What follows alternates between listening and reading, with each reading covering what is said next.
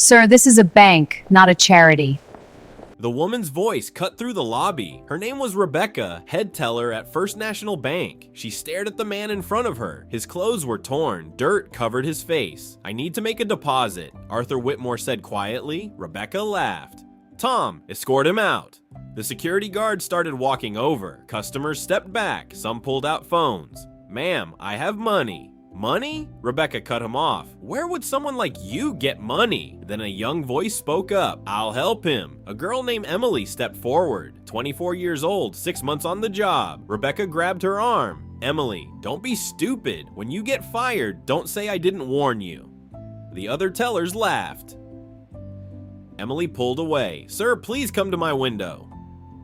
Arthur Whitmore sat down. He reached into his jacket and pulled out an envelope.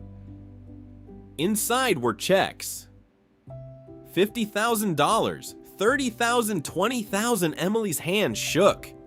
"These are all made out to you." "Yes." Arthur Whitmore nodded. "Arthur Whitmore, I'd like to deposit them." Emily typed the name. Her face went white. "Arthur Whitmore." At that moment, the elevator dinged. The bank manager stepped out. David Harrison. When he saw Arthur Whitmore, his coffee cup slipped from his hand and shattered. "Mr. Whitmore?" His voice cracked. "Is that you?" The lobby went silent. Rebecca's face turned gray. David rushed over. "Sir, I had no idea." Arthur Whitmore held up his hand. "I didn't tell you on purpose, David. I wanted to see if the values I built this bank on still existed." David looked confused. 40 years ago, I founded First National," Arthur Whitmore said. "One principle, treat every person with dignity. Then last month, I lost everything in a fire. My home, everything. I've been sleeping in shelters." He held up the checks. "These are from old friends. They heard what happened." He looked at Rebecca. "I came here today to test my own bank." Rebecca couldn't speak. Arthur Whitmore turned to Emily. "This young woman treated me like a human being when everyone else saw trash." David understood immediately. "Emily Carter, you're promoted to senior teller right now." He faced Rebecca. "You my office now." David shook Arthur Whitmore's hand. "Mr. Whitmore, I failed you today." But she didn't. She remembered what matters. Arthur Whitmore smiled through tears.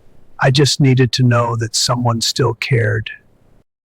Emily stood beside him. "We do, sir. If you believe how we treat the powerless reveals who we really are, drop a heart below. Because character isn't what we do when people are watching. It's what we do when we think no one important."